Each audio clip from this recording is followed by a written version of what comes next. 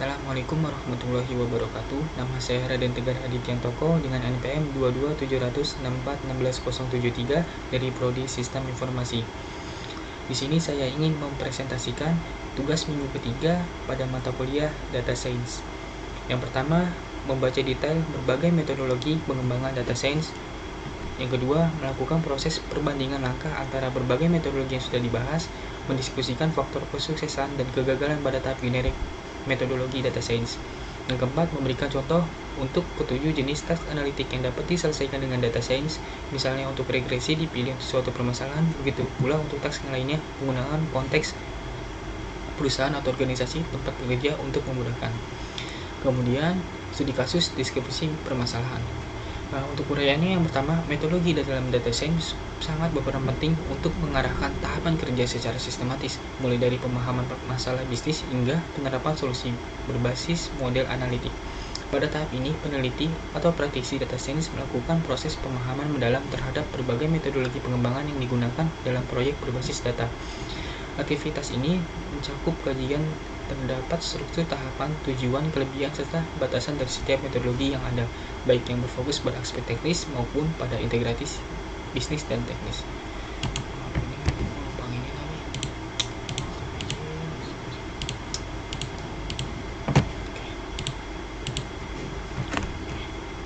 Assalamualaikum warahmatullahi wabarakatuh. Nama saya Raden Tegar Adityantoko dengan NPM 22706414073 dari Prodi Sistem Informasi. Di sini saya ingin mempresentasikan tugas pertemuan 3 pada mata kuliah Data Science. Yang dimana tugasnya yang pertama membaca detail berbagai metodologi pengembangan data science. Yang kedua, melakukan proses perbandingan langkah antara berbagai metodologi yang sudah dibahas. Kemudian mendiskusikan faktor kesuksesan dan kegagalan pada tahap generik metodologi data science. Yang keempat, memberikan contoh untuk ketujuh jenis task analitik yang dapat diselesaikan dengan data science, misalnya untuk regresi dipilih satu permasalahan.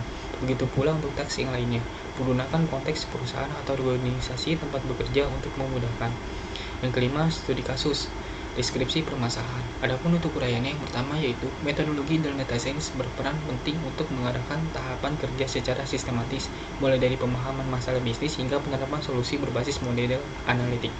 Pada tahap ini, peneliti atau praktisi data science melakukan proses pemahaman mendalam terhadap berbagai metodologi pengembangan yang digunakan dalam proyek berbasis data. Aktivitas ini mencakup kajian terhadap struktur tahapan, tujuan, kelebihan, serta batasan dari setiap metodologi yang ada, baik yang berfokus pada aspek teknis maupun pada integrasi bisnis dan teknis. Secara umum, dua pendekatan utama yang dipelajari meliputi: yang pertama, metodologi kegiatan teknis. Pendekatan ini berfokus pada proses analisis data secara teknis, mulai dari pengumpulan, pembersihan, pemodelan, hingga evaluasi model. Metodologi teknis seperti KDD, Knowledge Discovery in Database, dan SEMA, Sample, Explore, Modify, Model, dan Assess, banyak digunakan karena menitik beratkan pada efisiensi pengolahan data dan validitas hasil analisis. Tujuan utamanya adalah memastikan bahwa proses pengolahan data berjalan secara sistematis, terstruktur, dan menghasilkan model yang akurat serta dapat diandalkan. Yang kedua, metodologi kegiatan bisnis dan teknis. Pendekatan ini menggabungkan aspek bisnis dan teknis agar proyek data science tidak hanya menghasilkan model yang baik secara statistik, tetapi juga relevan dengan kebutuhan organisasi. Salah satu contohnya utama adalah metodologi CRISP-DM, Cross Industry Standard Process for Data Mining, yang dimulai dari pemahaman tujuan bisnis, kemudian berlanjut pada analisis data, pemodelan, evaluasi, hingga implementasi hasil ke dalam proses bisnis. Melalui metodologi ini, data science diposisikan sebagai alat pengambil keputusan yang mendukung strategi organisasi. Berikut 3 metodologi yang umum digunakan dan relevan untuk konteks pada PT Dana Purna Investama. Yang pertama adalah KDD, Knowledge Discovery in Database, yang fokusnya utamanya adalah menemukan pengetahuan baru dari data besar melalui proses bertahap. Ada nama installation, memilih data yang relevan dari sumber berbeda, misalnya HR database, absensi, dan payroll. Kemudian pre-processing, menghilangkan noise, data duplikat, dan menangani nilai hilang. Dan transformation, mengubahkan format data agar sesuai dengan algoritma analisis. Yang keempat, adanya data mining, menerapkan metode statistik dan machine learning untuk menemukan pola. Yang kelima, interpretation atau evaluation, menginterpretasikan hasil agar mudah dipahami oleh pengguna bisnis. Dan CRISP-DM yang kedua yaitu Cross Industry Standard Process for Data Mining, yang merupakan metodologi yang paling populer dan fleksibel. Tahapan utamanya meliputi business understanding, memahami tujuan bisnis dan merumuskan masalah secara konkret. Data understanding mengumpulkan, mengevaluasi, dan memahami karakteristik dari sebuah data. Yang kedua adanya data preparation, membersihkan, mengolah, dan mentransformasi data menjadi data set siap analisis. Kemudian adanya modeling, membangun dan melatih model analitik, machine learning atau statistik.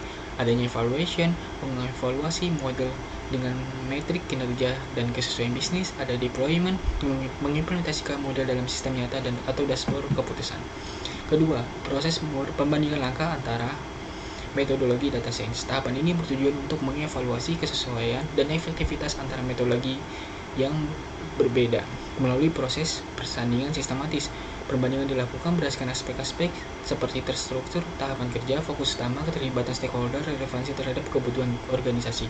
Dalam konteks ini, yang pertama adalah metodologi kegiatan teknis seperti KDD dan SEMA lebih menekankan pada efisiensi pengolahan data serta akurasi model. Prosesnya cenderung bersifat linear dan teknis, di mana hasil akhir berfokus pada temuan analitik dan forma model. Kemudian metodologi kegiatan bisnis dan teknis seperti CRISP-DM dan TDSP, tim data science proses memiliki pendekatan yang lebih menyeluruh karena mengaitkan hasil analisis dengan nilai bisnis dan pengambilan keputusan strategis. Setiap tahap, mulai dari pemahaman masalah bisnis hingga deployment, mempertimbangkan konteks organisasi serta keberlanjutan implementasi model. Melalui proses perbandingan ini, dapat disimpulkan bahwa meskipun metodologi teknis lebih cepat diterapkan dalam konteks eksplorasi data, metodologi bisnis dan teknis memberikan hasil yang lebih berkelanjutan karena berorientasi pada nilai manfaat bagi organisasi. Oleh sebab itu, pemilihan metodologi hendaknya mempertimbangkan tujuan proyek, kompleksitas data, dan kebutuhan dari sebuah bisnis itu sendiri sehingga menghasilkan pendekatan yang optimal antara efisiensi teknis dan relevansi strategis.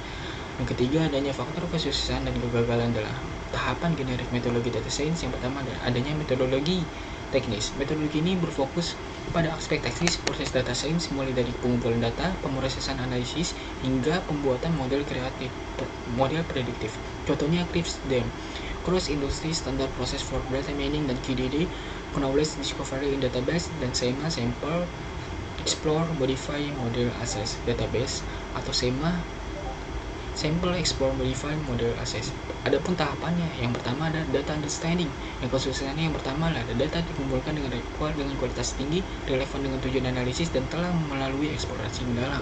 Adapun untuk kegagalannya, data tidak lengkap, tidak terstruktur, atau bias sehingga hasil analisis menyesatkan. Data preparation, pre-processing.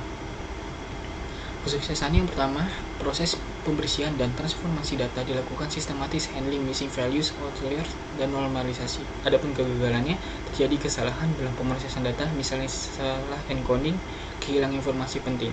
Ada yang namanya modeling, pemilihan algoritma yang tepat sesuai jenis data dan tujuan, regresi, klasifikasi, clustering, dan sebagainya. Adapun kegagalannya overfitting atau underfitting karena tuning parameter yang buruk atau pemilihan model yang tidak sesuai.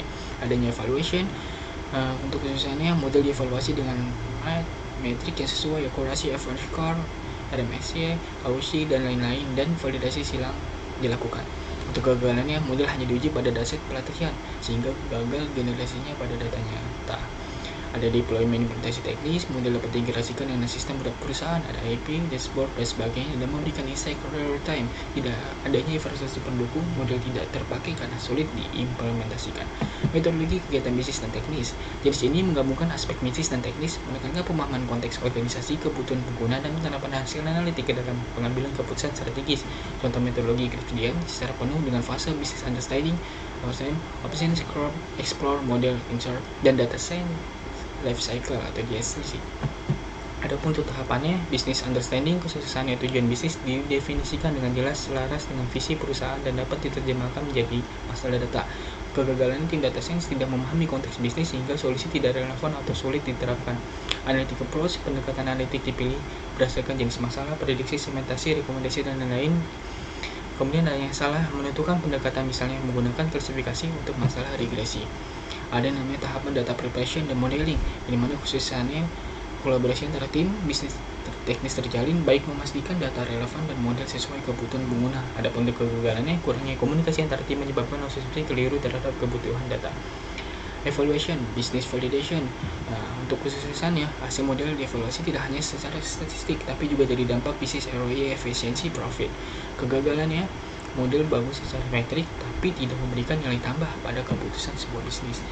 Nah, kemudian ada tahapan deployment dan monitoring. Kesuksesannya, model digunakan dalam sistem bisnis nyata, dipantau performanya, dan diperbarui secara berkala. Untuk kegagalan tersendiri, implementasi tidak berkelanjutan. Hasil analisis berhenti di laporan pada aksi nyata. Berikut adalah 7 jenis task analytic data science di PT Danapurna Investama. Jenis task analitik yang pertama adalah regression atau estimation. Tujuan utamanya memprediksi nilai kontinu atau estimasi dalam angka tertentu. Contoh permasalahannya yaitu memperkirakan estimasi gaji karyawan baru berdasarkan pengalaman kerja, jenjang pendidikan, dan jabatan yang dilamar. Metode algoritma yang digunakan linear regression, ridge regression, random forest regression. Untuk ada jenis teks analitik yang yaitu adalah classification. Tujuan utamanya adalah mengelompokkan data ke dalam kategori tertentu berdasarkan atribut.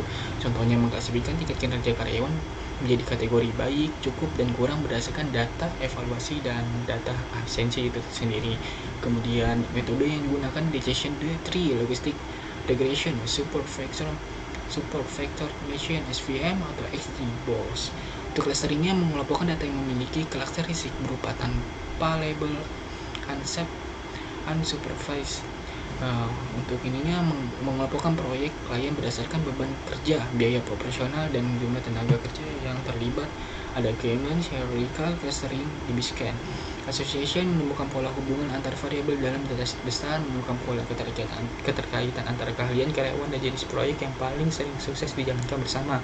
Kemudian ada Apollo, Wolfram, dan FB Grow. Dan anomaly detection mendeteksi data yang menyimpang dari pola umum atau anomali, mendeteksi karyawan dengan perilaku obsesi tidak normal, misalnya bolos, tidak hadir di hari tertentu, atau lemburnya itu berlebihan. Isolasi forest, one class, SVM, Z-score analysis. Kemudian namanya sequence mining, menganalisis urutan kejadian atau pola waktu, menganalisis urutan proses rekrutmen yang paling efisien dari kandidat diterima hingga penempatan di klien. Ada namanya Statistical Pattern Mining, GSP Spats, Markov Chain. Recommendation System memberikan saran atau rekomendasi berdasarkan preferensi dan pola peta historis, memberikan rekomendasi kandidat karyawan terbaik kepada tim HR berdasarkan kecocokan dengan kebutuhan proyek klien, dan kolaborasi filtering, content-based filtering, hybrid recommendation system. Nah, untuk studi kasusnya atau deskripsi permasalahan yang ada di PT Danapurna Investama, yang kita melakukan analisis prediktif untuk mengurangi turnover karyawan di PT Danapurna Investama. Untuk latar belakangnya, divisi manajemen daya mengalami perputaran karyawan yang tinggi pada proyek-proyek tertentu, menyebabkan penurunan produktivitas dan meningkatnya biaya rekrutmen. Permasalahan ini memerlukan analisis berbasis data untuk memahami faktor penyebab dan memprediksikan karyawan yang berpotensi keluar. Adapun untuk tujuannya, mengidentifikasi faktor-faktor yang mempengaruhi keputusan karyawan untuk berhenti bekerja, mengembangkan model prediktif untuk meminimalkan tingkat turnover di masa depan. Adapun tahapan metodologinya menggunakan business understanding. Yang pertama yaitu menetapkan tujuan bisnis, menurunkan tingkat turnover hingga 10% per tahun. Kedua, ada yang namanya data understanding, mengumpulkan data HR seperti usia, nama kerja, posisi, gaji, dan hasil survei kepuasan. Ada data preparation, menghapus data duplikat, menangani missing value, dan mengubah variabel kategorikal ke numerik. Modeling, menggunakan algoritma random forest classifier untuk memprediksi potensi resign, dan melakukan evaluation menggunakan Gaussian score dan conversion matrix untuk menilai performa model. Yang keenam, deployment, menerapkan model ke dashboard HR dan melakukan pembaruan prediksi setiap bulan. Hasil yang diharapkannya yaitu model mampu mengidentifikasi karyawan dengan risiko tinggi untuk keluar dengan akurasi di atas 85%, sehingga manajemen dapat mengambil tindakan preventif seperti peningkatan insentif, pelatihan, atau rotasi kerja. Berikut hasil pemaparan saya pada mata kuliah Data Science. Kurang lebihnya mohon maaf. Terima kasih. Wassalamualaikum warahmatullahi wabarakatuh.